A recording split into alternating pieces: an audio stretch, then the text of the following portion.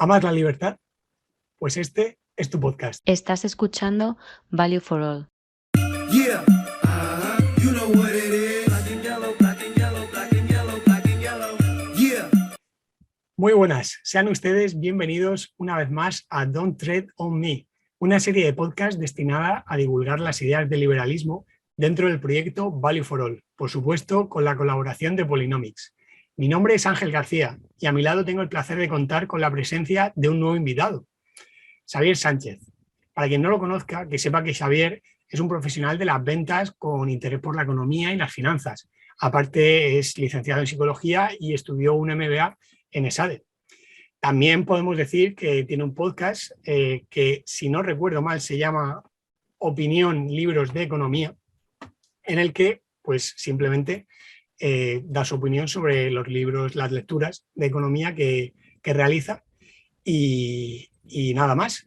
Muy buenas, Xavier, ¿cómo estás? ¿Qué tal, Ángel? ¿Cómo andas? ¿Cómo va la calor? Desde luego aquí en Murcia, peor que en otros sitios, pero no me puedo quejar, desde luego. Al menos tenemos un ventilador con el que refrescarnos. Muy bien, hay que tirar del aire acondicionado también, aunque la energía esté cara. Exactamente, exactamente. Tampoco hay que pasarse, tampoco hay que ser ahorradores en exceso. Bueno, dejando a un lado nuestra tradicional tertulia ascensor, vamos a lo que vamos, que es a lo que hemos venido. El tema que hoy vamos a tratar no es ni más ni menos que el enormemente relevante ensayo sobre economía publicado por Henry Hazlitt en 1946, que tiene por nombre La economía en una lección. Para que nuestros oyentes se sitúen un poco, me gustaría contarles que Henry Hazlitt, nacido en 1894 en Filadelfia, o Philly, como dicen los locales, y fallecido en el año 93 en la Gran Manzana, fue un filósofo libertario y educador económico de Estados Unidos, por supuesto. Aparte, trabajó como periodista en The Wall Street Journal, en The New York Times, Newsweek y The American Mercury, entre otros medios. Es más, tal fue su importancia durante el siglo XX que se le atribuye haber llevado a la Escuela Austriaca de Economía, la mejor, como ustedes ya saben, a la audiencia anglófona.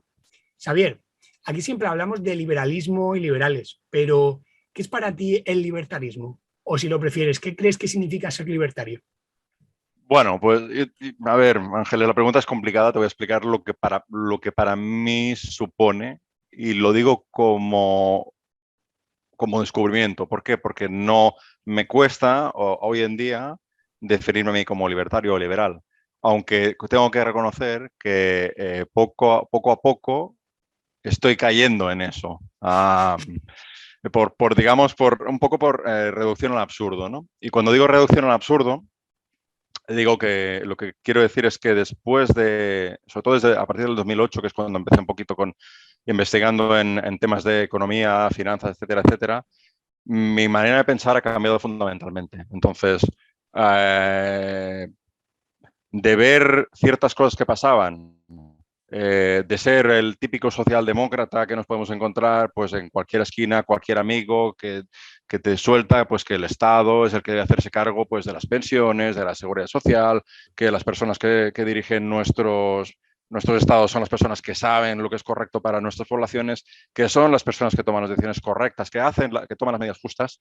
Pues todo eso, digamos que de un tiempo a esa parte, especialmente a partir del 2008, pero con más frecuencia diría, o con más intensidad en los últimos tiempos, para mí es un gran desmentido. Es decir, para mí creo que es una falsedad una falsedad absoluta.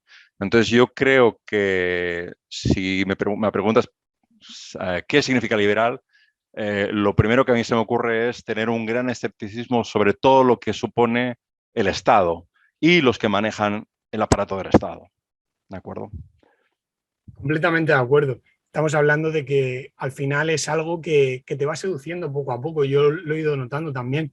Yo realmente he tenido toda mi vida una fuerte influencia conservadora por la familia de la que vengo, pero realmente quizá cuando tú te empiezas no sé, cuando te empieza a picar la curiosidad por este tipo de temas, tanto de política como de economía, que al final van de la mano, por supuesto, pues te vas dando cuenta de que mmm, al final dependes de ti mismo y bueno, en mi caso también pues dependo mucho de mi familia, que gracias a Dios es estupenda, para salir adelante y que realmente no puedes esperar nada del Estado, básicamente porque el Estado precisamente se nutre de nosotros. Somos nosotros los que favorecemos que el Estado pues, esté en cierto bienestar. No, al final no es estado de bienestar, sino bienestar del Estado que siempre decimos. Entonces te entiendo perfectamente, y más cuando hemos vivido pues, momentos tan duros como la crisis de 2008, que a mí por suerte me tocó siendo muy pequeño, tenía 13 años cuando estalló, o sea que realmente te entiendo perfectamente. Pero bueno, desde luego lo que es el liberalismo y en concreto, como decía, el libertarismo es un fenómeno que crece de forma exponencial. Se puede observar en la irrupción de personajes como Javier Milei o nuestra querida Jo Jorgensen, ambos candidatos a presidir la República Argentina y los Estados Unidos de América respectivamente. Pero bueno, volviendo a Hazlitt, cabe mencionar que escribió más de 20 libros a lo largo de su vida, que como lo hemos avanzado, siendo el más conocido, por supuesto, Economics in One Lesson, es decir, la economía en una lección, que como hemos avanzado, es una obra que es la obra sobre la que queremos basar este podcast. Otra de sus obras de notable repercusión fueron The Foundation of Morality, obra donde expone sus principios éticos, y, por otro lado, The Errors of the New Economics, una crítica detallada de la teoría general de nada menos que John Maynard Keynes, que para quien ande un poco perdido, pues realmente ha sido el economista más relevante de la historia, de origen británico, y que realmente ese libro, la teoría general, pues realmente también se puede decir que ha sido la obra, quizás el ensayo de economía más importante. A nadie le sorprenderá que este personaje no es para nada santo de mi devoción, pero al César lo que es de César, es el economista más importante de la historia y por eso lo tenemos que mencionar. Y aparte, por algo, la corona lo incluyó en las filas de la nobleza británica. Pero bueno, bromas aparte, evidentemente lo primero que se puede decir de este soberbio ensayo, no del de Keynes, sino del de Hazlitt, es que aunque se publicó originalmente en 1946 y en 1978 se revisó su edición, las lecciones económicas presentadas en él siguen siendo vitales hoy en día. Tanto es así que Hazlitt articula la idea central del libro en el primer capítulo, que no es otra que el arte de la economía consiste en observar no solo los efectos inmediatos, sino también los efectos a largo plazo de cualquier acto o política. Consiste en rastrear las consecuencias de esa política no solo para un grupo, sino para todos los grupos. Xavier, ¿crees que se caracterizan nuestros políticos por tomar medidas pensando en el largo plazo? Sí, al largo plazo es más allá de un par de años. La respuesta es no. Y la respuesta es no porque el problema, yo creo que es un problema de la democracia en general, es que los términos de tiempos con los que se mueven los políticos son, en el mejor de los casos, de 2 a 3 años. Ya no incluyo el cuarto año, que es en el que se supone que todavía están en su periodo, digamos, de gobierno, porque ya prácticamente se trata de preparación para las siguientes elecciones. Entonces, el problema de los políticos es que sus tiempos de reacción siempre son muy a corto plazo. Entonces, normalmente, y eso es lo que suele suceder, es decir, los ciclos económicos o las medidas que han tomado a veces partidos políticos que a veces pues, no son precisamente muy populares, cuando las manifestaciones positivas de esos cambios, de esas modificaciones irrumpen, es decir, son perceptibles, ha pasado un tiempo que ya no es el periodo electoral, ¿de acuerdo? Es decir, si por ejemplo, tomamos una medida hoy, pasan 2 o 3 años hasta que esa medida poco a poco se va consolidando, ¿no? Evidentemente, los tiempos son los que son. ¿Qué sucede? Por el camino, ese mismo partido político afronta unas elecciones municipales, afronta unas elecciones autonómicas y afronta unas elecciones generales. ¿Qué sucede? Pues que evidentemente no van a tomar determinadas decisiones a sabiendas de que eso les va a perjudicar electoralmente. Entonces, yo creo que eso es uno de los grandes problemas. Eso por un lado. Y por otro lado, yo creo que es muy difícil para un político poder explicar una decisión negativa. Es decir, sabe que automáticamente, si dice la verdad, por ser muy claro, si dice la verdad sobre un tema en particular, eso le puede costar unas elecciones. Entonces, ¿qué hacen? Bueno, pues se juega pues, al juego del avestruz, a la patada hacia adelante, en fin, ahí tienes multitud de maneras de poder describirlo, pero la consecuencia más evidente es que no ni se dice la verdad porque no se puede decir, o porque ellos creen que no se puede decir, y porque decir la verdad posiblemente les costaría las próximas elecciones. Y ese es el gran problema. Ese es el problema fundamental. Entonces, si la pregunta es si toman las decisiones mirando los tiempos, digamos, teniendo en cuenta los efectos, digamos, no solamente los inmediatos, sino también los efectos a largo plazo, la respuesta es no. Y si vamos al tema de los colectivos, la respuesta también es no. ¿Por qué? Porque evidentemente bueno, puede ser que por una razón que les interese, les pueden tomar una medida que afecte a un colectivo de forma positiva, que es un colectivo pues, que puede ser votante. El ejemplo más socorrido es el de los pensionistas, por ejemplo, donde tienen una gran capacidad de voto. Efectivamente, pues bueno, pues ya sabemos cómo impacta pues, tener los pensionistas en contra desde el punto de vista electoral, sobre todo en determinadas regiones, donde es un porcentaje de la población muy alto. Por tanto, no se asume ese coste electoral. Entonces, ni se tienen en cuenta los tiempos, ni se tienen en cuenta todos los colectivos. Lo cual no quiere decir, desde mi punto de vista, que no haya economistas que lo sepan. Otra cosa es que esos economistas sean escuchados por parte de los políticos y que esas recomendaciones se tomen en cuenta. Que me parece que en gran parte de las ocasiones no es así, ¿no? Exactamente. De hecho, has dicho algo muy interesante. Has dicho, digamos, como que es una política parecida a pegar un patadón para adelante, como se dice aquí en Murcia. Y realmente es que precisamente hombres tan admirados, hombres de Estado como Rubalcaba, ha llegado a decir en alguna ocasión que al final la política es ir tirando y el que venga detrás que arree. Y es consecuencia de eso, que al final son mandatos muy cortos, de 4 años, y realmente, porque al final, seamos honestos, o sea, 4 años no es nada de tiempo, no es largo plazo para nada, y 2 mucho menos. Entonces, realmente, pues eso, tienen las miras puestas hasta tan poca distancia que realmente les importa muy poco lo que pase después. También es verdad que al final nosotros la libertad que tenemos de elegir a quién nos gobierna es muy poca, se limita a eso, a un cheque en blanco cada 4 años.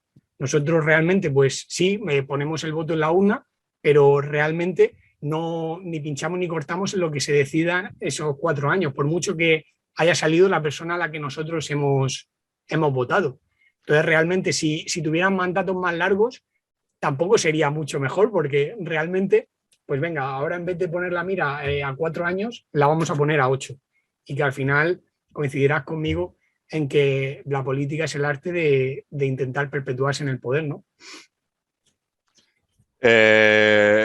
Absolutamente, es decir, al final hay un tema, creo que fue Rajoy que se lo dijo a Sánchez y le dijo algo así, igual me equivoco, pero creo que fue algo parecido a esto, que creo que fue cuando a Sánchez lo apartaron del poder momentáneamente por parte de Susana Díaz en Andalucía. Y Rajoy le dijo algo así como que la política era el arte de sobrevivir. Y eso es verdad, es cierto, es decir, es que además es así, es decir, y cuando se dice sobrevivir, no solamente es sobrevivir respecto a lo que es las elecciones, sino sobrevivir a tus propios, los propios integrantes de tu partido, porque evidentemente los propios integrantes de tu partido aprovecharán con circunstancia para hacerte la cama y para quitarte del poder, ¿no? Has comentado una cosa que también que tiene dos caras, ¿no? El tema de los espacios cortos. Claro, el espacio corto es cierto, ¿no? Es decir, al final tenemos 4 años y el político busca perpetuarse en el poder, eso también es cierto, lo cual no debería llevarnos a pensar que lo que tenemos que hacer es otorgarles más tiempo. ¿De acuerdo? ¿Por qué? Porque nos llevaría a otra idea que es que, desde mi punto de vista, puede ser peligrosa, ¿no? Es decir, bueno, vamos a darles mucho más tiempo para que puedan tomar las decisiones correctas en periodos más largos. Yo creo que no iría por ahí tanto a la solución, si es que la hay, porque no creo que la haya, sino realmente que nosotros seamos capaces de juzgar adecuadamente a nuestros políticos. Y eso yo creo que es el aspecto fundamental. Y uno de los problemas que tenemos nosotros en este país, lo cual no exime que hay otros países donde también suceda, es que mucha de la gente es incapaz de juzgar adecuadamente lo que están haciendo los políticos. Y eso lo ves claramente cuando se anuncia un tipo de medidas, las más recientes, pues el tema de algo que puede haberse jaleado por mucha parte de la población, que es el incremento de los impuestos a las energéticas y el incremento de los impuestos a la banca. Eso es una estupidez. Es una estupidez, es una decisión absolutamente populista que no conduce a nada y no arregla nada.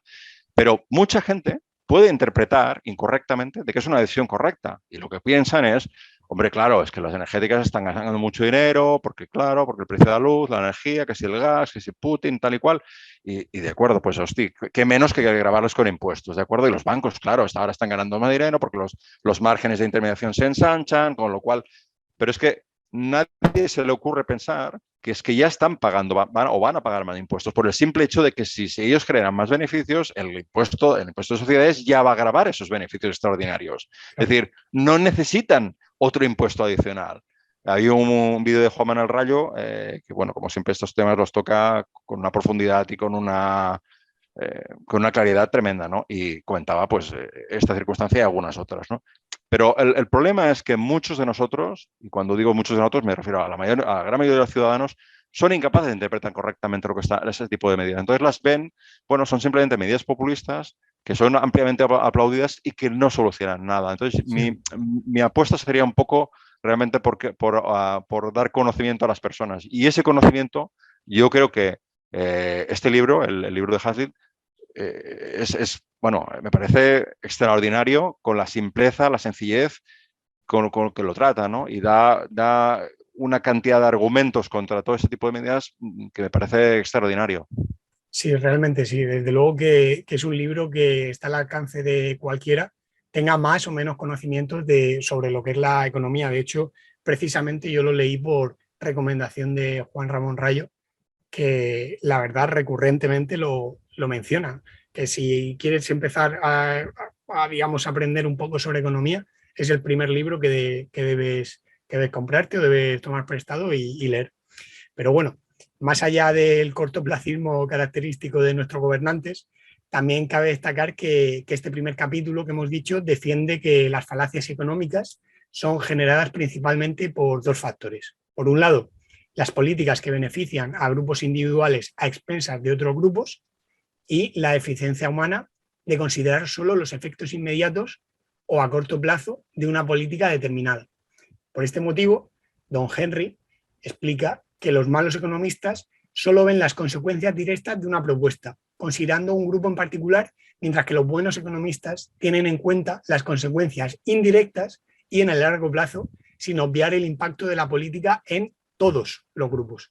En tu opinión, ¿qué es más sencillo, ser un economista malo o ser un economista bueno, Xavier? Yo, Ángel, con toda la humildad, como no soy economista de formación, me voy a permitir no contestarte directamente esa pregunta. Yo no soy quien para juzgar si un economista es bueno o es malo. Yo creo que hay economistas equivocados, eso sí que te lo puedo decir.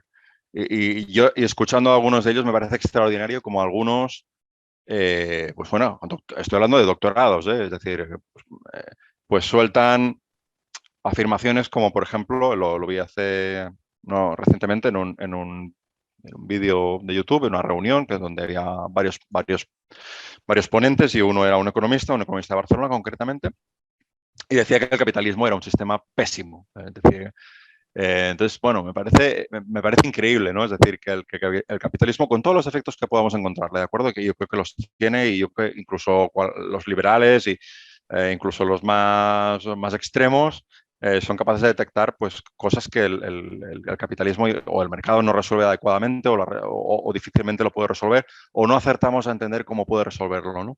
Pero el hecho de que haya economistas que están tan profundamente equivocados me parece increíble, ¿no? O al menos desde mi punto de vista.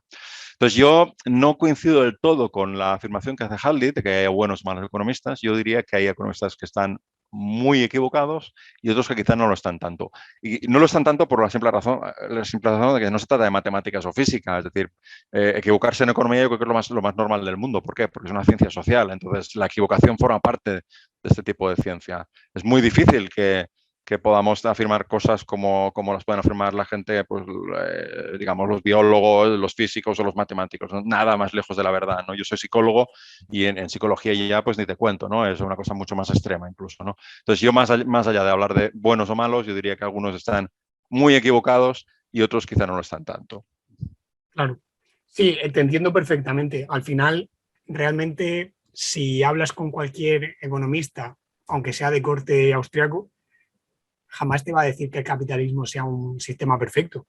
Simplemente te va a decir que es el mejor sistema que hay posible, el sistema, por así decirlo, menos malo, si queremos ponernos un poco estupendos. Pero obviamente el mercado al final somos nosotros y nuestras decisiones. Entonces jamás va a ser perfecto, porque el ser humano es imperfecto por naturaleza. Correcto. Para quien sea, pues eso, creyente, por ejemplo, mi caso, pues creerá que Dios es perfecto, pero jamás va a considerar al ser humano, y mucho menos a un conjunto de seres humanos, pues como algo perfecto. Entonces, pues de ahí. Sin embargo, sí que podemos defender que realmente intervenir este tipo de sistemas, como es el sistema económico, es algo que solo trae consecuencias negativas. Totalmente de acuerdo contigo, Ángel, en ese tema. Bueno, muchas veces lo más simple es ser práctico, ¿no? Y no calentarte la cabeza en exceso. He ahí que hay incentivos para, digamos, ser economistas que defienden más la intervención, porque al final es algo que es más populista, es algo que vende más, es algo que la gente, pues por algún motivo, pues aplaude más. Y realmente, o sea, por algún motivo, y ese motivo se conoce, al final yo lo llamo un poco buenismo. Ese, pues decir, no, yo me preocupo por lo demás. Sin embargo, el que hace lo contrario, el que, digamos, favorece que haya más libertad, pues ese es un despreocupado que no piensa en la cantidad de malnacidos que pueda haber que se aprovechen de la situación. De ahí que Hazlitt yo creo que haga digamos, la distinción entre economistas buenos y malos. Pero, en fin, dejando a un lado ese primer capítulo, en el segundo hay un ejemplo de falacia económica que el autor ilustra a la perfección con la famosísima ventana rota. Si se diera el caso de que un delincuente, por ejemplo, rompiera la ventana de una panadería con un ladrillo, por el motivo que fuera, cualquier economista, digamos, de corte más keynesiano se atrevería a decir que es algo que puede llegar a ser positivo, debido a que el panadero debe contratar a un vidriero para arreglar la ventana. Recordemos, y bueno, para el que no lo sepa, pues se lo cuento, para Keynes lo importante era crear trabajo, aunque este fuera a excavar y luego tapar el agujero que has excavado. Por supuesto, el vidriero obtendría un ingreso que a su vez podría reinvertir en otra cosa, continuando un flujo de dinero que permite a la economía mantenerse activa, lo cual también permitirá que, entre otras cosas, el panadero siga vendiendo pan. Parece que al fin y al cabo el panadero debe dar las gracias al delincuente, ¿no, Xavier? Porque le ha roto el cristal, pero ¿qué es lo que falla en todo esto? Pues que antes había una ventana y ahora sigue habiendo una ventana. O sea, digamos, la economía no ha crecido, es decir, lo que se ha hecho una redistribución, pero seguimos teniendo las mismas ventanas que antes. Y lo que es importante aquí es entender el coste de oportunidad. Es decir, el coste de oportunidad, que es un capital y un trabajo y una inteligencia, un conocimiento que se aplica a una cosa. En este caso se ha aplicado a crear una ventana cuando ya existía una. Pero ¿qué tal si en vez de dedicar ese tiempo a crear una ventana que ya existía, con lo cual lo único que hemos hecho es quedarnos como estamos iguales, lo dedicamos a hacer otra cosa que es productiva y que a su vez podría mover el motor de la economía hacia otro lado? Pues haciendo una carretera o cualquier uso productivo. No necesariamente tiene que ser una carretera, que suena mucho a obra pública, ¿no? Podría ser cualquier otra cosa que no fuera una obra pública, porque entonces ya nos meteríamos en otro derrotero, ¿no? Pero al final lo que está... Pero eso es curioso, porque además todo el tema este de la destrucción está muy presente en cualquier falacia de este tipo, un poco más sofisticado, ¿no? Cuando oímos hablar del crecimiento, España está creciendo con gran fortaleza y todo este tipo de argumentario.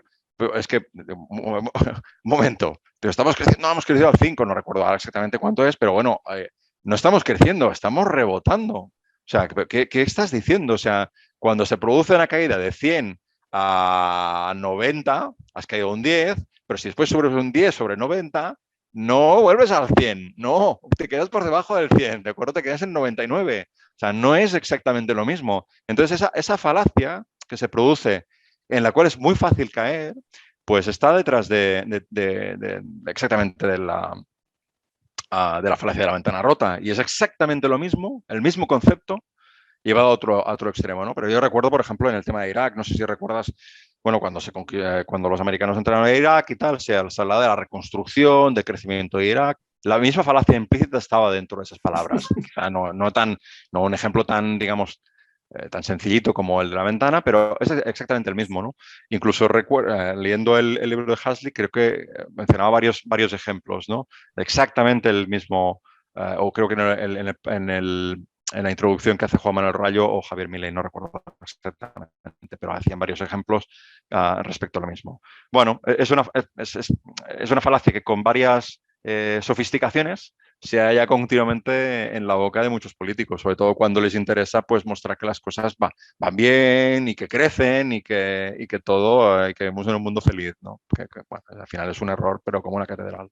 Completamente, claro. Si al final arrasas una ciudad o un país, por supuesto que en el momento que te ha arrasado, realmente ha tocado fondo. Entonces es mucho más sencillo que crezca y que, pues eso, vaya aumentando en términos de prosperidad, por supuesto.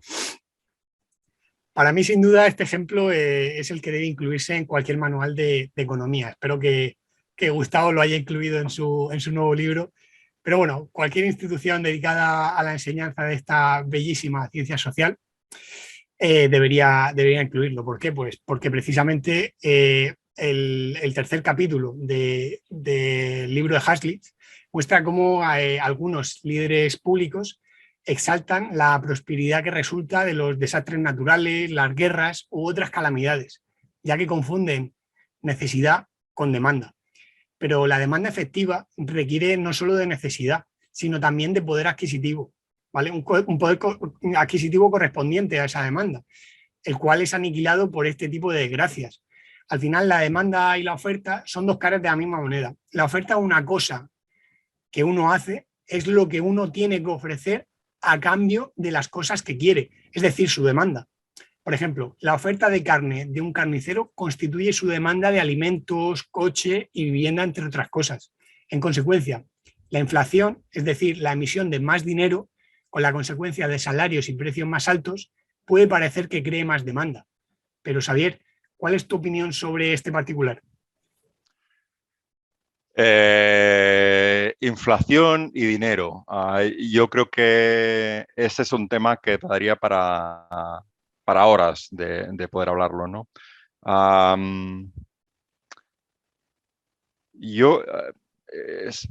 Los austríacos tienen el concepto este de sound money y la verdad es que no puedo estar más de acuerdo en ello. Es decir, cuando te fijas un poco en lo que ha sucedido en los últimos tiempos,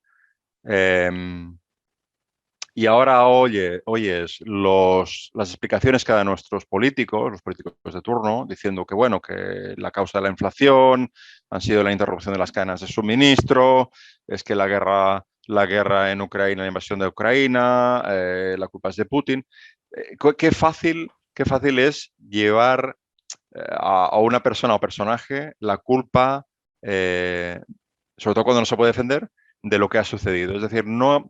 El hecho de manipular la moneda, que es lo que se ha hecho fundamentalmente, ¿de acuerdo? La manipulación de la moneda. La manipulación de la moneda es la emisión masiva de dinero con fines, pues bueno, con fines de estímulo de la demanda, ¿de acuerdo? Es decir, inundar el mercado de dinero para que así, pues bueno, si ese dinero llega a los consumidores finales, pues digamos, reactivar la economía. Eso ha sido el concepto que, de una forma muy simple, lo estoy describiendo. Pero eso es lo que se ha digamos, en qué se ha fundamentado los bancos centrales fundamentalmente durante los dos periodos de recesión que han sucedido en el 2008 y a partir del COVID, ¿de acuerdo? Es decir, los bancos centrales como propietarios exclusivos de la emisión de dinero lo que han hecho es fundamentalmente inundar el mercado de dinero esperando que eso reactivara la economía. Bien, vale, eso tiene consecuencias, es decir, al final tú no puedes hacer crecer, o se supone que difícilmente puedes hacer crecer hasta el infinito la oferta de dinero sin que ese dinero pierda valor, ¿de acuerdo? Bueno, eso lo estamos viendo con el despertar de la inflación. Alguna gente dice, no, es que la inflación ha empezado justo cuando empezaba la guerra. Mentira, eso no es cierto. Es decir, la inflación ya apuntaba mucho antes de empezar la guerra, ya estaban apuntando los precios. Y hay mucha gente, muchos economistas, no todos austríacos, que ya venían alertando de que lo que era la impresión masiva de dinero podía causar más tarde o más temprano inflación, ¿no?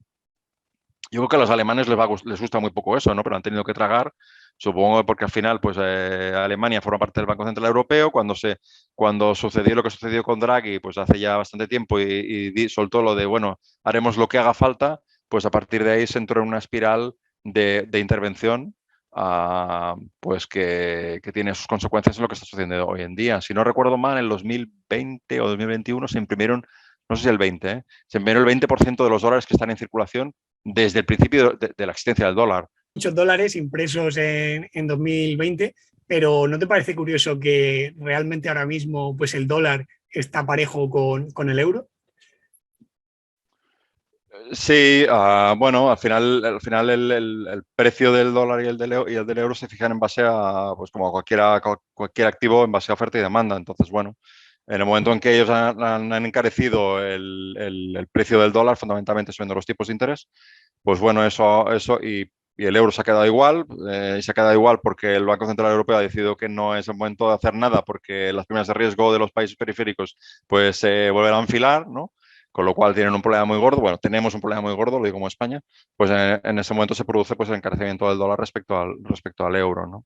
Bueno, lo cual es una cosa mala, porque al final nosotros los pagos de todas las commodities, y cuando digo commodities me refiero al petróleo, al gas, etcétera, se hacen en dólares, con lo cual se están creciendo todas las importaciones de productos que son fundamentales, de la energía fundamentalmente. Con lo cual, bueno, pues estamos, como dicen muchos, mucha gente de la que escuchamos, pues en una encrucijada muy compleja, ¿no? Por un lado, nos enfrentamos a una inflación muy alta, por otro lado, los bancos centrales han agotado las posibilidades que tenían y se enfrentan a la posibilidad de aguantar los tipos de interés, con lo cual la deuda de los países, bueno,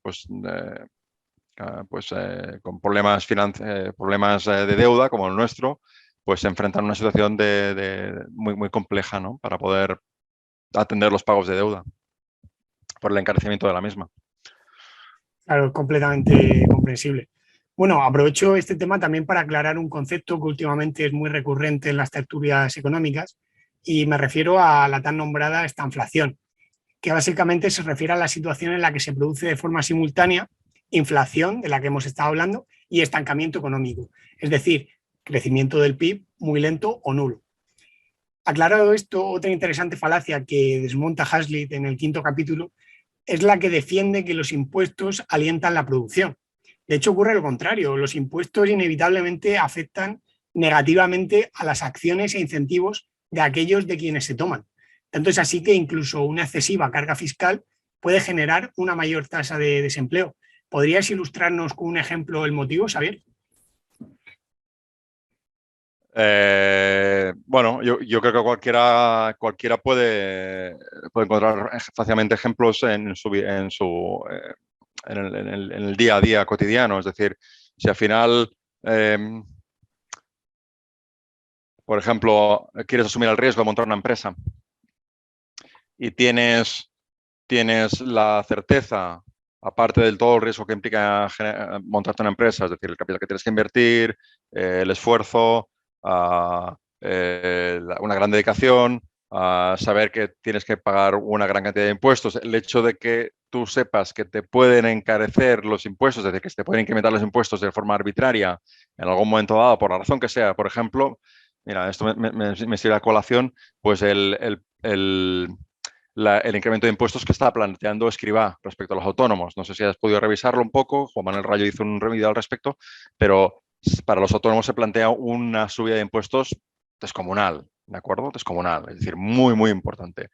Claro, si tu actividad o la figura que tú quieres adoptar para lanzarte en un negocio, sea cual sea, quieres montar una tienda o quieres montar un bar o quieres montarte un bufete de abogados, y dices, bien, yo voy a ser, la figura que más me conviene es hacerme autónomo.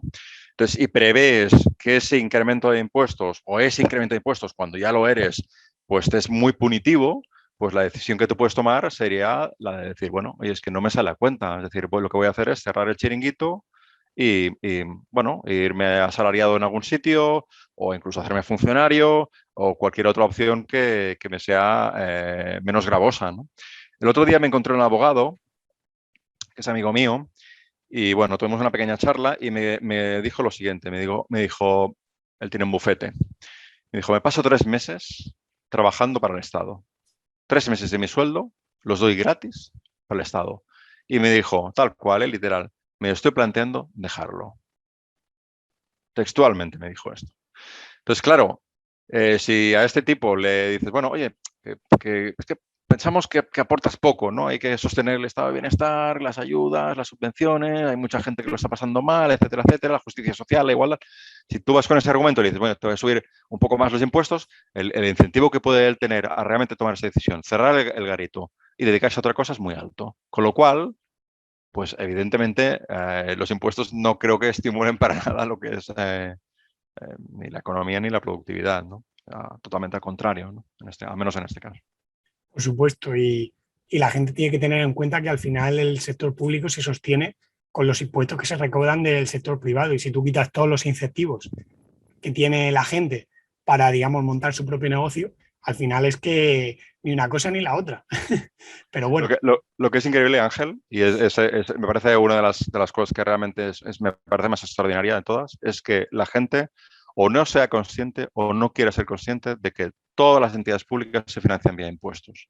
O sea, el hecho, digamos, el cerrar los ojos o el no entender que cada dinero, cada euro que se gasta el Estado, me da igual que sea el ayuntamiento, que sean los municipios, que sean las diputaciones, que sea la comunidad autónoma, que sea el gobierno central del Estado, cada euro que se gasta sale de impuestos. Y eso es una cosa que tenemos que tener muy claro. Es decir, no hay nada que el dinero cae de otro sitio que no sea de nuestros impuestos, que pueden ser actuales o futuros. O sea, y eso es algo que me parece increíble, ¿no? Como la gente no es consciente de esto. Y la única explicación que encuentro es que, bueno, que muchos de nosotros lo que pensamos es, bueno, mientras no sean mis impuestos y que sean los de los otros, no tengo ningún problema. Es decir, mientras no sea mi dinero. Es la única reflexión que me puede hacer interpretar cómo puede ser que seamos tan ciegos a eso. Claro. Cuando continuamente los políticos se llenan la boca de, bueno, vamos a movilizar no sé cuántos millones, vamos a no sé cuántos, vamos a invertir tanto. Te vas a gastar el dinero que nosotros los contribuyentes te estamos dando, ¿de acuerdo? Eso es así. Sí, Y, sí. y lo vas a hacer con discrecionalidad, porque tú crees que esa es la mejor manera de hacerlo, ¿no? Y siempre, desde luego, teniendo en cuenta lo que decía Hadley, ¿no? Es decir, sin tener en cuenta a todos los colectivos y sin tener en cuenta las consecuencias a largo plazo, ¿de acuerdo? Precisamente cumpliendo lo que Hadley dice, de malos economistas. Exacto. Pero bueno, en fin. Al final es que nada es gratis, y quien piense que sí está completamente equivocado. Y si no lo estamos pagando ahora, como tú dices, Xavier, lo van a pagar los contribuyentes futuros, que realmente pues es lo que está de moda ahora. Hay quien, pues eso, digamos, ensalza tener un sistema que se base en una deuda perpetua o historias así, pero las cosas como son. Al final las matemáticas no se equivocan, y antes o después se va a tener que pagar todos estos agujeros que se están creando. Lo curioso, Ángel, de todo esto, y eso me lleva a una reflexión, lo curioso es que hay una gran cantidad de nosotros, y lo digo en España, que creo que incluso es más acusado, que tiene una percepción versus el capitalismo fundamentalmente negativa. Entonces, aplauden cualquier tipo de intervencionismo, aun siendo conscientes de que muchas veces ese intervencionismo generado por los partidos políticos tradicionales, ¿de acuerdo? Y son dos, con algunos añadidos si quieres, no ha producido los resultados esperados. Es decir, hay una cosa que es muy curiosa, hay una gran animadversión hacia el capitalismo, por una parte, y hay una gran desconfianza hacia los partidos políticos, con lo cual es paradójico, porque al final dicen, no, lo que necesitamos es más Estado versus capitalismo, ¿de acuerdo? Entonces se balancea hacia el Estado. Pero los que tienen que manejar ese Estado, los que manejan los motores de ese Estado, son partidos políticos a los cuales la misma población tiene una alta desconfianza. Entonces, estamos en una situación un poco como un callejón sin salida, ¿no? Y es muy curioso, me parece una cosa curiosísima. No sé si tú también tienes esa percepción o es algo que, Sí, no, solamente pienso yo. completamente de acuerdo. Sí, de hecho, no fue hace demasiado, bueno, hace ya un par de años, cuando leí el libro de Friedrich, ostras, se me va a ir ahora el nombre, Hayek. Hayek, de von Hayek, Uh-huh. Friedrich August von Hayek, el de Camino de Servidumbre, y comenzaba el libro diciendo para todos los socialistas de izquierda y derecha, y es que al final realmente el intervencionismo es algo que comparte todo el arco parlamentario, me atrevo a decir en España, pero en todo el mundo también. Y por eso ahora mismo para mí la dicotomía que en su momento tenía tanto sentido, yo como he dicho antes, pues eso, quizá mi ideología, bueno, quizá no, mi ideología era más bien conservadora, pues no me dejaba ver que realmente la gran dicotomía que existe es entre intervencionismo y libertad. Entonces, pues eso, no puedo estar más de acuerdo en ese sentido. Totalmente, Ángel. Además, si te fijas, eh, cuando se produce un debate acerca del gasto, independiente, el partido de la oposición siempre va a decir que es insuficiente, ¿de acuerdo? Es decir, si hay por ejemplo, pues se necesita hay una partida de ayudas para socorrer pues, a un colectivo determinado, etcétera, etcétera. Automáticamente el partido de la oposición siempre va a decir que es insuficiente. Automáticamente. Da igual que sean miles de millones, que sean el triple, es absolutamente lo mismo. Entonces, no hay grandes diferencias entre los partidos desde el punto de vista, digamos, de lo que a menos de forma en el teatro. Otra cosa es que en bambalinas después finalmente hay diferencias. Pero exteriormente no hay grandes diferencias. Se aboga por un intervencionismo importante desde mi punto de vista. Y esto se compra masivamente, es decir, es lo que tiene que hacer. Y antes lo has mencionado al principio de la charla, que hablabas del tema de que el gobierno tiene que hacer algo. Entonces, el problema es que se genera una expectativa de que el gobierno automáticamente, cuando tenemos un problema, tiene que intervenir. Entonces, hay una petición de intervención por parte nuestra, presumiendo que el gobierno puede hacer algo y que esto que va a hacer va a ser efectivo. Que son dos errores. Primero, muchas veces no puede hacer nada. Y en segundo lugar, cuando hace algo, a veces es incluso pernicioso, que va un poco en la misma línea que apunta el libro. Yo creo que esto es muy importante. Y entonces, esa expectativa que tenemos nosotros versus el gobierno es realmente muy negativa, porque muchas veces ni pueden hacer nada, como por ejemplo en el tema de la inflación, claramente, o sea, aparte de bajar impuestos, poco pueden hacer. Y de hecho, bajar impuestos no lo están haciendo. O sea, lo que están haciendo en todo caso es incrementarlos, aparte de algunas cosas pues más o menos que se han tocado, como por ejemplo el IVA de la luz, etcétera, etcétera. Pero el tema de la gasolina, etcétera. Pero aparte de eso, el gobierno, aparte de bajar impuestos, no puede hacer mucho más. Pero en cambio se espera que haga algo, ¿no? Y eso es un gran error. Y un gran error por parte nuestro. Porque asumimos que ellos pueden hacer algo cuando no es así. Y asumimos que esas decisiones que van a tomar van a ser las correctas cuando aún es peor. Y otra vez volvemos al punto inicial del libro, ¿no? Que dice que ni se tienen en cuenta todos los colectivos, ni se tienen en cuenta las consecuencias a largo plazo. Completamente, saber. Volvemos otra vez a lo mismo. Completamente. Lamentablemente es así. Y bueno, pues por todo esto, en mi opinión, queda bastante claro que en definitiva los impuestos son una suerte de palos que los políticos ponen en las ruedas de las distintas economías nacionales y nada, poco más se puede decir de ellos. Pero bueno, dejando a un lado esta especie de robo sistemático e ilegal que el Estado realiza sobre sus ciudadanos, toca hablar un poquillo de la mal llamada maldición de la maquinaria. Y es que es muy común la creencia de que las máquinas crean desempleo. Obviamente, a lo largo de la historia, la tecnología ha permitido liberar mucha mano de obra que antes se utilizaba para hacer tareas como, por ejemplo, amasar o tejer.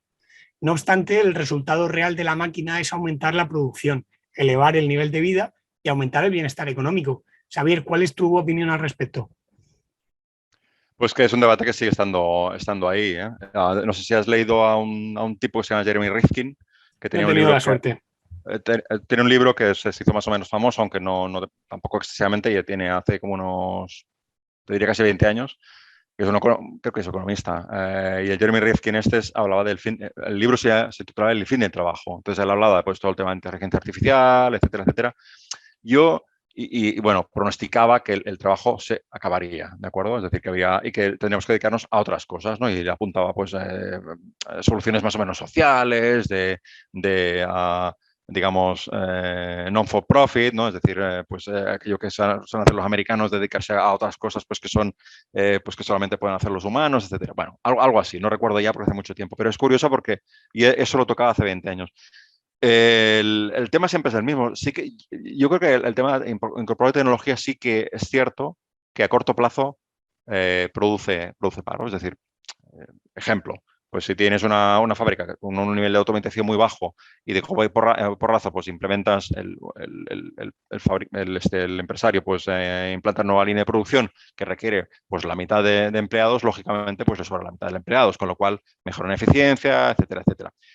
¿Esto qué quiere decir? Pues que a corto plazo pues esa gente se irá a la calle, ¿de acuerdo? Eso es así. Es decir, a corto plazo sí que, desde mi punto de vista, sí que genera paro. Lo cual no quiere decir que ese paro sea perpetuo. Es decir, ¿cuál es la respuesta a eso? Es decir, ¿tenemos paro en países con una alta productividad como pues, Noruega, Dinamarca, Japón? No, el paro prácticamente es inexistente. Son sociedades con un nivel de productividad mucho más alto que el español, por lo tanto, implementan sistemas, cuando digo sistemas quiere decir pues maquinaria o software, pues que mejoran la eficiencia de las empresas de una forma extraordinaria, con lo cual son mucho más competitivos, venden más fuera, son más productivos, producen mejor y más barato, con lo cual pues sus empresas florecen y los países florecen. Y esto lo consiguen pues como implantando más sistemas y implantando maquinaria, vamos a decirlo así de una forma simplista. ¿Qué quiere decir eso? Que esas personas que antes ocupaban un puesto no automatizado, ahora tienen que asumir otro rol, es decir, necesitan ser productivos de otra forma. ¿Eso qué quiere decir? Pues al final lo que estamos entrando es en una sociedad de conocimiento, es decir, la única respuesta que tenemos para que eso no sea así, es decir, para que digamos, para que las sociedades avancen, es incorporar conocimiento a la masa trabajadora. Por lo tanto, mi visión sobre esto particular sería a corto plazo sí que puede generar desempleo, a largo plazo no tiene por qué ser así, porque esas personas son fuerza de trabajo que puede emplearse para hacer otras cosas, que necesitan, evidentemente, formarse adecuadamente para tener puestos de trabajo más productivos y, por tanto, no presupone que a largo plazo tiene que haber más paro como siempre se vende, ¿no? Es decir, no sé si el ejemplo lo he leído hoy o no, pero estaba el ejemplo este famoso de Milton Friedman cuando estaba haciendo una visita en un país y donde había una gran cantidad de gente, de obreros, trabajando en una zanja y estaban a pico y pala. Y le preguntaba, oiga, al tipo que estaba acompañando, que era un tipo del país, ¿esto es por qué utilizan pico y pala? Y dice, hombre, porque si utilizaran maquinaria, como usted dice, pues claro, toda esta gente se quedarían sin trabajo. Y Milton Friedman les dijo, oiga, ¿y por qué no utilizan cucharillas de café? Con lo cual, tendrían el trabajo durante muchísimo más tiempo, pues incluso podrías emplear a mucha más gente, ¿no? Con lo cual, bueno, entras en ese... Cuando llevas esta afirmación a la reducción al absurdo, pues te das cuenta de que efectivamente es una falacia, ¿no? Entonces yo creo que por ahí va la solución de todo esto. Sí, no, pero al final esa reducción al absurdo ilustra mucho a la gente ¿sabes? Al final cómo realmente funcionan las cosas y cómo se pueden dar cuenta de que realmente, pues al liberar esa mano de obra, es mano de obra que va a estar disponible para producir más y que a su vez el país, y bueno, en definitiva la economía global crezca más todavía.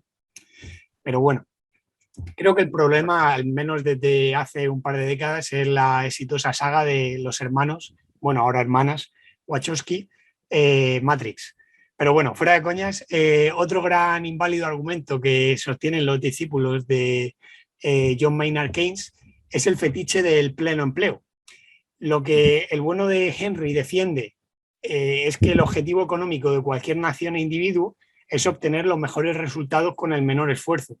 Por lo tanto, la producción es el fin y el empleo es el medio. Históricamente, la política pública ha tendido a favorecer los proyectos de leyes de pleno empleo sobre los proyectos de leyes de plena producción. Todos estamos de acuerdo en que cuanto más empleo, mejor, por supuesto. Al final, si hay mucho empleo, son las empresas las que compiten por adquirir a los trabajadores y eso va a provocar que los salarios pues, vayan al alza. Pero al contrario de lo que dicen algunos, no nos vale con empleos que consistan en cavar y tapar agujeros. ¿Cómo consideras, en tu opinión, que debe ser el empleo, Xavier? Bueno, yo creo que lo hemos apuntado un poco en la respuesta anterior, pero el empleo, sí, a ver, si queremos, y yendo al ejemplo de España que me parece más ilustrativo, si queremos ser una nación competitiva, lo que tenemos que hacer es tener gente más formada, tener más empresas de mayor tamaño y más competitivas. No hay ninguna otra solución. Entonces, el concebir el pleno empleo como un objetivo per se sin tener en cuenta lo anterior es un error. Es decir, no hay empleo si no tienes empresas, si no son competitivas. Y si estas y si tienes estos dos requerimientos, ya tienes el pleno empleo prácticamente garantizado. No digo al 100%, pero desde luego muchísimo más que ahora. Es así. Entonces, bueno, bueno, hay algún economista por ahí que sostiene que, bueno, que había que tomar una decisión democrática si teníamos una inflación sostenida de un 7 o un 8%, no recuerdo exactamente el porcentaje, entonces eso nos podía dar el pleno empleo, que es al final de decir, bueno, lo que estás diciendo es que empobrezcas al resto a toda la población para que todos tengamos empleo. Con lo cual entras un poco en esa misma falacia, ¿de acuerdo? Es decir, ¿pero ¿de qué me estás hablando? Además, asumiendo que tú puedes controlar la inflación a voluntad, cosa que es otro error para mí gravísimo. Es decir, el hecho de que un economista considere que puede controlar la inflación, que tenga instrumentos para controlar la inflación, como si fuera algo que estuviera en sus manos, como si fuera simplemente un resorte que puedes ir regulando libremente, me parece una cosa, pues bueno, realmente que no es cierta, ¿no? Entonces yo creo que la respuesta viene por empresas grandes, y no tienen por qué ser grandes siempre, pero en nuestro caso en particular pienso que de mayor tamaño de las que tenemos ahora, competitivas e innovadoras. Y con eso, desde luego, puedes tener un empleo de mayor calidad. No sé si me da pleno empleo, pero desde luego mucho mejor que el que tenemos ahora. Y como bien sabes, Ángel, pues en empleo, yo creo que España no tiene mucho de qué alegrarse, ¿de acuerdo? Porque históricamente hemos tenido un problema en empleo muy grande. Desde luego que no. Y más cuando eso, queremos intentar un poco empezar a construir la casa por el tejado, fijando el objetivo en el pleno empleo, en lugar de, como tú dices, en tener más empresas, que ese empleo sea productivo, de calidad, todas las cosas que son necesarias. Sí, efectivamente. Eso me lleva otra vez a temas que hemos tocado antes. Es decir, que ver las empresas como el enemigo a batir en un lugar, por un lado, o como huchas donde podemos ir sacándoles dinero para financiar las políticas públicas, es un grave error. Es decir, ni una cosa ni la otra. Las empresas deben ser parte del tejido productivo y las empresas y el capitalismo es la respuesta. No es, como muchos sostienen de forma muy incorrecta, el problema, ¿no? Al contrario. Totalmente. En definitiva, empleo sí, pero que sea productivo, por favor. Bueno, pasamos, Xavier, a hablar del tema tratado en el 11º capítulo del libro, que no es otro que los aranceles, pieza clave de cualquier política económica proteccionista, que se lo digan a Donald Trump. Muchos argumentan que son fundamentales para que haya una competencia con igualdad de condiciones frente a los productores extranjeros. Otros que son necesarios para la protección de la producción nacional y la independencia económica frente a terceros países, lo cual favorece la aparición de conflictos bélicos y precisamente por eso se fundó la CECA, lo que es el origen de la Unión Europea. Pero la verdad absoluta en relación con ellos es que los consumidores pagan más por bienes protegidos por aranceles, lo cual reduce el gasto de los consumidores en otros bienes. En consecuencia, el poder adquisitivo se reduce, lo que significa que los salarios reales se reducen también efectivamente. Pero si esto es cierto, Xavier, ¿por qué crees que todos los gobiernos se preocupan en establecer una detallada política arancelaria?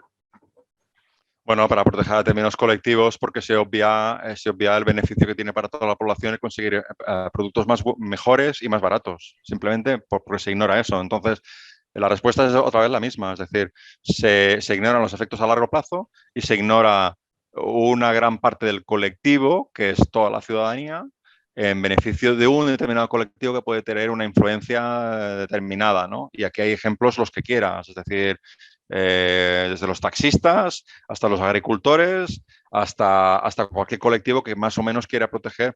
Evidentemente no son aranceles, pero sí que están protegiendo su mercado de otras compañías que son innovadoras y que bueno, pues que no quieren que entren. Al final son estamentos gremiales prácticamente y lo que hacen es proteger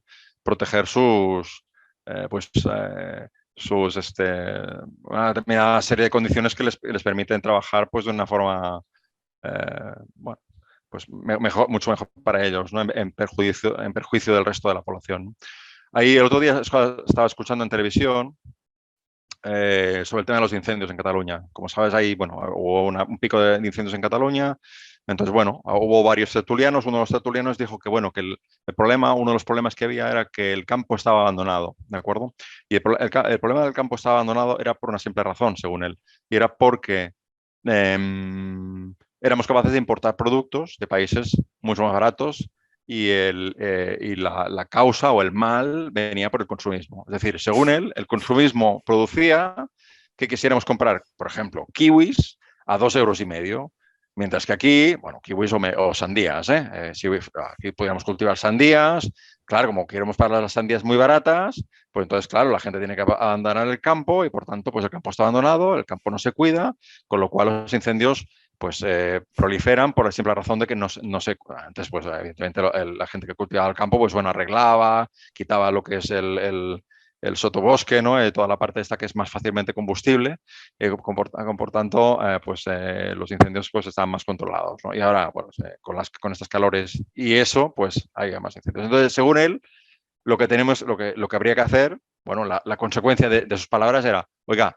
pongamos aranceles a todos estos países que nos exportan fruta y verdura barata, ¿de acuerdo? Para que los agricultores aquí puedan dedicarse de nuevo al campo y salga rentable ir al campo, ¿no?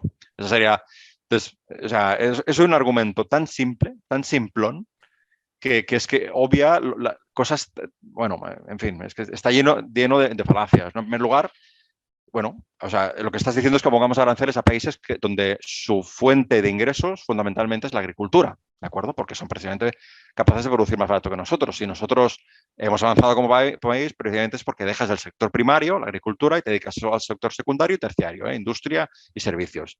Es así en todos los países, es decir, en Japón, en Estados Unidos, en Francia, en Alemania, en Noruega. O sea, hay un progresivo abandono del campo y eso incrementa la productividad y hay gente que con menos pues producimos más tomates o más verduras y además o podemos importarlos a otros países. Entonces, según él, pues bueno, seguramente la consecuencia de sus palabras sería, oiga, pongamos aranceles para que no importar productos tan baratos y así la gente puede dedicarse de nuevo a la agricultura. O sea, y eso en una televisión pública, es una sandez tan grande, es una falta de conocimiento tan grande que, bueno, que asusta un poco, ¿no? Y lo peor es que es muy común, es decir, no se trata de algo que sea aislado, sino que esto lo puedes encontrar en cualquier persona pues que no tenga el mínimo conocimiento de economía o de cómo funcionan las cosas en el comercio a nivel mundial, ¿no? O cómo evolucionan los países. Es decir, el progreso de los países no se fundamenta exportando alimentos, aunque pueda ser una fuente de ingresos muy perfectamente posible, ¿de acuerdo? Pero no, la riqueza de un país, si realmente quieres avanzar como país y no ser un país en subdesarrollo, no se fundamenta en la agricultura, ¿de acuerdo? Y mucho menos se fundamenta en la agricultura poniendo barreras para que los demás importen más caro. Porque exporten más caro en este caso. En fin. Pero bueno. Al final es como dice Daniel Lacalle, perdón, son recetas mágicas para solucionar problemas complejos. Y cualquier día nos vamos a encontrar, pues eso, en una tertulia que al final yo considero que el capitalismo se ha convertido en una suerte de cabeza de turco, ¿vale? Que se puede utilizar para todo, absolutamente. Cualquier problema se puede, digamos, hacer una argumentación de forma que la culpa la tenga el capitalismo, incluso de la guerra de Putin también el capitalismo, de cualquier cosa, o sea, ya sea un tema pasado, o tema actual o tema futuro. Es totalmente correcto, es decir, hay dos cosas que has dicho que me parecen muy acertadas. La primera es que se proponen soluciones sencillas para problemas complejos, que eso es la receta del populismo, en primer lugar, de derechas o de izquierdas, me da igual. O sea, la receta del populismo es problemas complejos que no tengo por qué explicar porque superan el entendimiento de muchos de mis votantes, con lo cual lo que hago es hacer una reducción de ese problema, reducirlo a lo mínimo y dar una solución que aparentemente es muy sencilla y que voy a implementar, ¿no? Por ejemplo, inmigración, pongo un muro, ya está, se ha acabado, ¿no? O por ejemplo, aquí, ¿no? Es decir, decimos, lo que hay que hacer es poner las vallas más altas, ¿no? En la valla en Marruecos. Pero es que se obvia una cosa y es que la gran mayoría de la inmigración ilegal, si queremos, viene por aire. O sea, vienen con su billete de avión, llegan aquí, bajan con su maleta y tal y cual, y ahí está la inmigración. O sea, entonces se generan esas recetas mágicas o recetas simplistas, pero que tienen digamos, una aceptación muy grande, ¿de acuerdo? y con lo cual, desde mi punto de vista, son muy peligrosas. Eso, en primer lugar, yo creo que tienes toda la razón. Y en segundo lugar, el tema que has comentado acerca del capitalismo. El capitalismo no tiene nada que lo defienda, como bien dice Daniel Lacalle. Es decir, cuando se habla del capitalismo, se habla de los especuladores, automáticamente la palabra especulador ya tiene una connotación negativa. Entonces, cuando algo sucede malo y no se sabe muy bien por qué, y algo está alterando los precios y las cosas que compramos, ese tipo de cosas, la culpa es de los especuladores, ¿no? Entonces ya está, ya lo tenemos solucionado. Entonces ya damos la culpa al capitalismo o a los especuladores, que aún suena peor, o al consumismo, y ya tenemos la papeleta resuelta. Entonces, bueno, yo creo que otra vez lo mismo, ¿no? Falta de conocimiento, comprar recetas sencillas a problemas complejos bueno, una utilización política de ese tipo de argumentos en beneficio de determinados intereses, la mayoría de veces. Completamente. Bueno, llegados a este punto, toca hablar de salvar al soldado industria nacional, whatever it takes, o lo que sea necesario, como diría Super Mario Draghi. Para ello, los políticos emplean dos esquemas altamente defectuosos. Por un lado, proteger las industrias superpobladas, como ellos dicen, al evitar que entren nuevos competidores, por ejemplo, vía impuestos. Y por otro, apoyar a una industria a través de la intervención financiera directa del gobierno, por ejemplo, con subsidios. Por favor, Javier, ¿qué inconvenientes crees que tienen siendo mecanismos? Bueno, lo que está haciendo es mantener una industria ineficiente a costa de expoliar al resto de ciudadanos, fundamentalmente. Es decir, en vez de asumir el coste político, un poco, el político se encuentra en una encrucijada, ¿de acuerdo? Es decir, típicamente, industria de automoción. La industria de automoción emplea mucha gente, ¿no? Por ejemplo, aquí el caso de Nissan. Cuando sucedió el cierre de El Nissan, famoso. Sí, sí. bueno, automáticamente pues saltó Pablo Iglesias, saltan varios, no, esto no puede ser, no, porque claro, el capitalismo globalizador, las delocalizaciones que afectan a a las familias, etcétera, etcétera. Bueno, Nissan era la crónica de la muerte anunciada. La gente que está en el sector sabía perfectamente que Nissan atravesaba problemas importantes, ¿de acuerdo? Eso en primer lugar. En segundo lugar, una compañía es autónoma de tomar las decisiones que considere. Es decir, si tú consideras que tus operaciones no funcionan bien en un país, pues tienes derecho para moverla en otro. ¿Qué problema ocurre en el tema de Nissan y muchos sectores de este tipo? Pues son intensivos en el uso de mano de obra, ¿de acuerdo? Y los sindicatos son fuertes.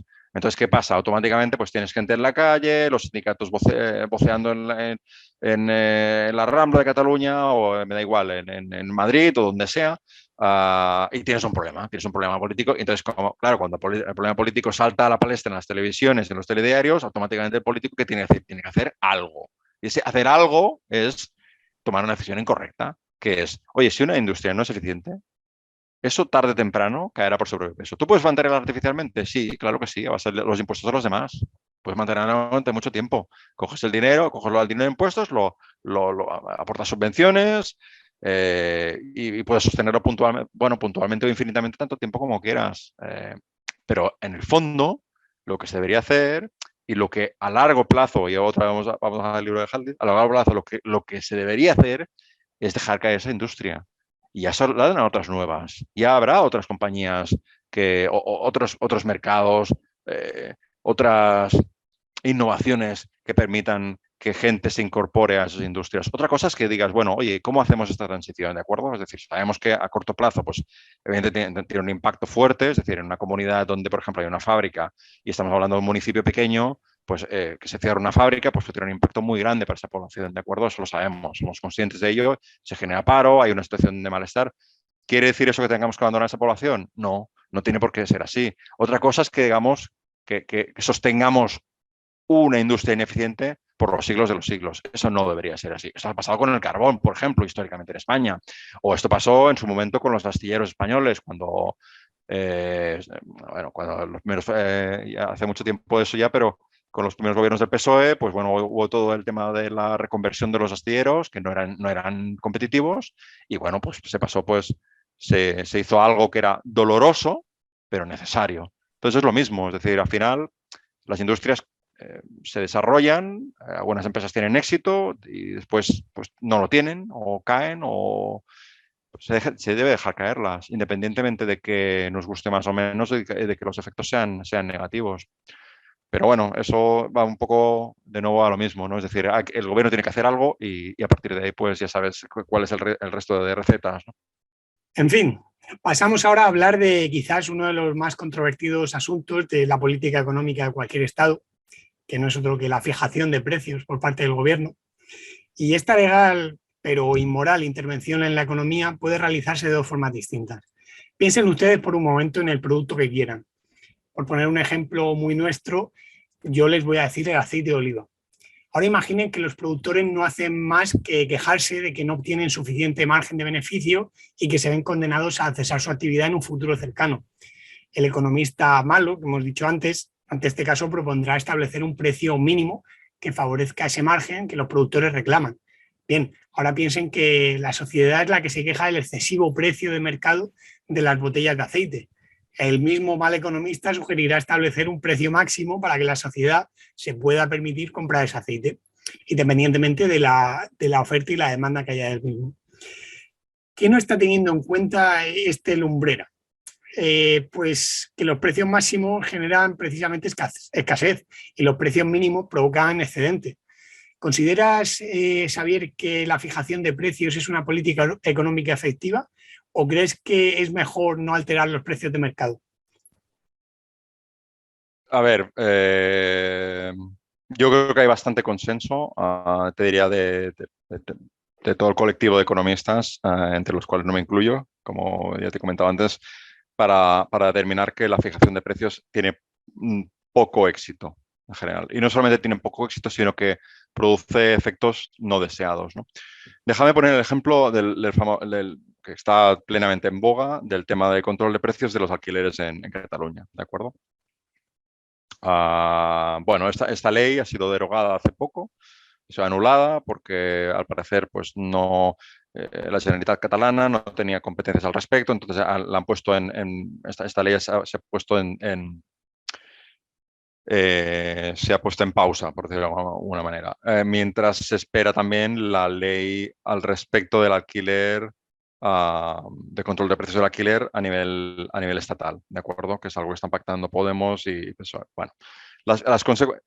Pero, o sea, es curioso porque a pesar de que el control de alquiler es el control de precios, ¿de acuerdo? Se ha intentado muchas veces a lo largo del tiempo, es decir, control de precios del alquiler en este caso, se ha intentado no solamente en España, sino se ha intentado, por ejemplo, está en Berlín, se ha intentado en los países nórdicos, está en Estados Unidos, en fin, hay una cantidad de literatura muy grande al respecto.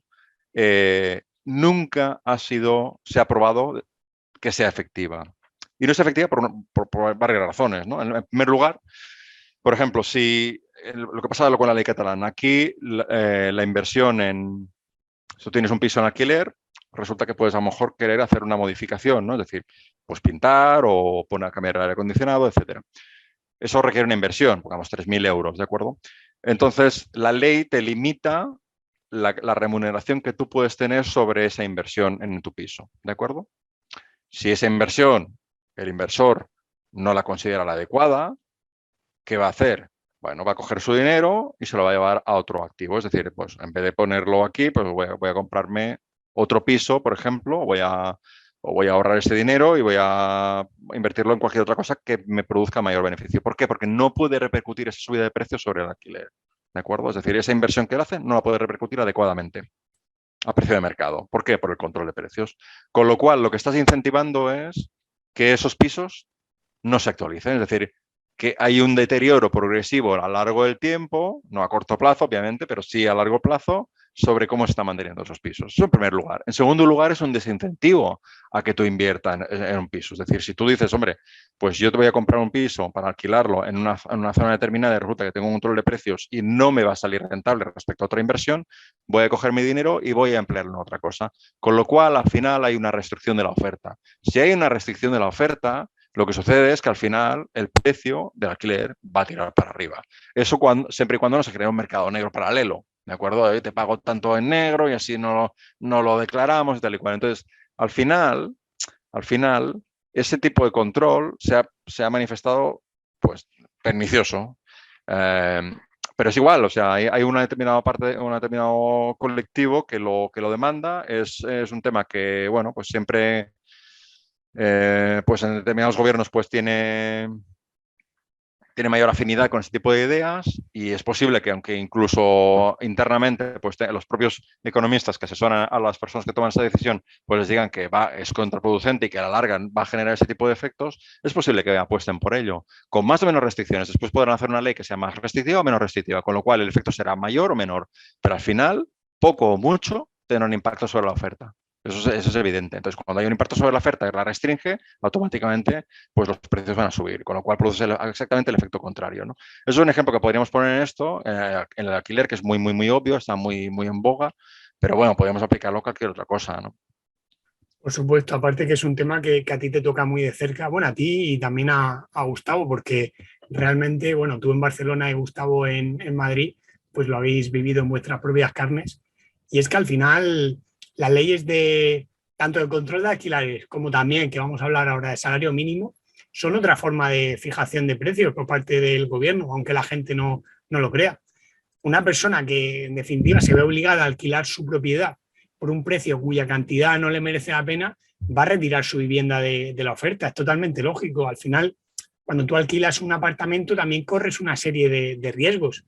Pero bueno, volviendo al tema de los salarios, hay que decir que son precios, ¿vale? Y ya que son el dinero que cuesta disponer de capital humano, se puede decir que los salarios mínimos aumentan el desempleo. ¿Qué opinión tienes al respecto de esto después de la lectura del libro, Xavier?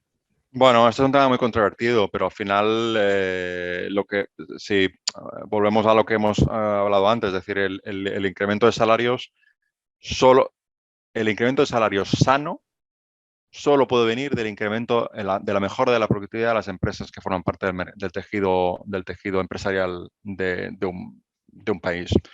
Si no tenemos en España mejores salarios es porque nuestras empresas no consiguen pagar mejores salarios. Entonces, fíjate, hay un argumento que también es muy divertido, que es parecido al de la cucharilla, ¿no? Es decir, si el salario mínimo ahora son, no sé, 1.000 euros, no recuerdo exactamente cuándo son. Bien, si al final el salario, si lo que falta es voluntad, ¿no? Que es lo que se interpreta es que los salarios no suben por la voluntad del empresario. Es decir, el empresario es codicioso, por tanto quiere digamos, ganar más dinero, con lo cual, pues el dinero que paga a su empleado, pues es dinero que él pierde, ¿no? De acuerdo con esa visión así muy simplista del asunto, ¿no? Entonces, claro, automáticamente decía, bueno, si él puede pagar ese salario, es decir, si podemos pagar eso, ¿por qué no fijamos el salario mínimo interprofesional en 1.800 euros? Es decir, ¿qué nos impide? Si al final la única restricción es que el empresario no quiere pagar más, ¿qué nos restringe? Poner un salario mucho más alto. No 1.000 euros, no nos quedemos cortos. Vayamos a 1.800 euros, que al final puede ser un sueldo medio, por ejemplo, en Alemania, ¿no? Pongamos que el sueldo medio en Alemania son 1.800 euros. No lo sé exactamente, eso seguramente será más. Pero si el salario medio en Alemania, ¿por qué no nos ponemos al nivel de Alemania y pagamos 1.800 euros? Bueno, la respuesta es tan sencilla como que los salarios realmente responden a la capacidad de la empresa de pagar esos salarios. Si la empresa, por razones competitivas, pura y duramente, no es capaz de pagar mayores salarios, o sea, que nosotros forcemos a que esa empresa pague mayores salarios, lo único que puede conducir es que esa empresa reduzca reduzca su masa de trabajadores, sencillamente porque considera que no puede pagar más. Es decir, oye, si me voy a fichar un tío y resulta que el ingreso marginal que me produce ese tío es menor a lo que me está costando, si somos el salario que me obligan a pagarle, más los impuestos, pues automáticamente en ese momento pues dejo de contratar a alguien, ¿no? Entonces, bueno, otra vez volvemos a lo mismo desde mi punto de vista, Ángel. Es decir, se hace una reducción simplista de cuál es el problema, se toma una decisión que fundamentalmente, que ellos son muy conscientes de que no es la solución del problema, pero bueno, se vende como un gran triunfo social, como un gran triunfo, digamos, de igualdad, con la mejora de los salarios, etcétera, etcétera, toda esta cantinela. Obviando pues que la realidad es que los salarios no pueden subir si las empresas no son capaces de pagar mejores salarios. Si hubiera realmente, si hubiera un desequilibrio de oferta y demanda, es decir, de oferta de trabajo cualificado, no de oferta de trabajo no cualificado, o sea, un exceso de oferta de trabajo cualificado y una restricción de oferta de empleados muy baja, es decir, si hubiera mucha más oferta de trabajo, que la gente que es capaz de acceder a ese trabajo, automáticamente los salarios tienen para arriba. Eso sucede en algunos sectores, ¿de acuerdo? Por ejemplo, en informática hoy en día, que es un sector muy específico, los salarios que se pagan tienden a ser más altos. Incluso muchos empleados hoy ya exigen que el trabajo sea 100% remoto y las empresas se lo dan. ¿Por qué? Porque saben que no tienen gente donde buscarla. Es la única manera, ¿de acuerdo? Entonces, esa situación es muy clara. Es decir, yo doy en forma de salario, porque al final es una forma de salario, el hecho de que ese tío no me venga a la oficina, es un poco, habría que ver si hay un concepto de coste por detrás, pero en cualquier caso, yo le estoy dando a esta persona una serie de beneficios que incorporo dentro del salario, de las condiciones de trabajo que yo tengo con él. ¿Por qué? Porque tengo esa necesidad, por tanto, tengo que subir mis condiciones, tengo que mejorar mis condiciones. Entonces, la respuesta viene siempre por lo mismo, es decir, productividad, eficiencia, etcétera, etcétera. Claro, no, al final, pues eso, yo siempre digo que la mejor política para que aumente el salario de la gente no es establecer un salario mínimo, es simplemente reducir impuestos. Ya no solo porque obviamente lo que la empresa se está ahorrando en impuestos por tener a ese trabajador trabajando lo puede, digamos, destinar a pagar el sueldo de ese trabajador, sino que también al reducir los impuestos va a haber más incentivos para que la gente pues, monte empresas y contrate a su vez a esos trabajadores. Entonces, realmente al final es lo más efectivo y no al contrario, como tú dices, estableciendo una ley de salario mínimo que lo que puede provocar es que la empresa reduzca personal y encima el personal que se quede tiene que trabajar de una forma más productiva porque tiene que suplir la cantidad de trabajadores que había antes.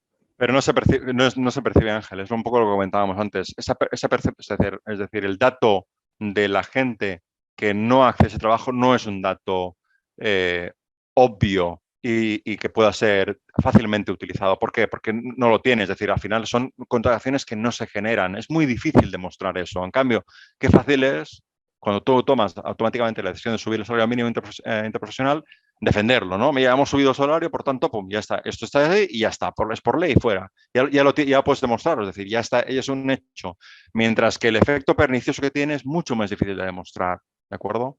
Aunque hay por ahí algunos estudios que, por ejemplo, los de Podemos, no quiero mencionar ningún partido político, pero al final, bueno, sale.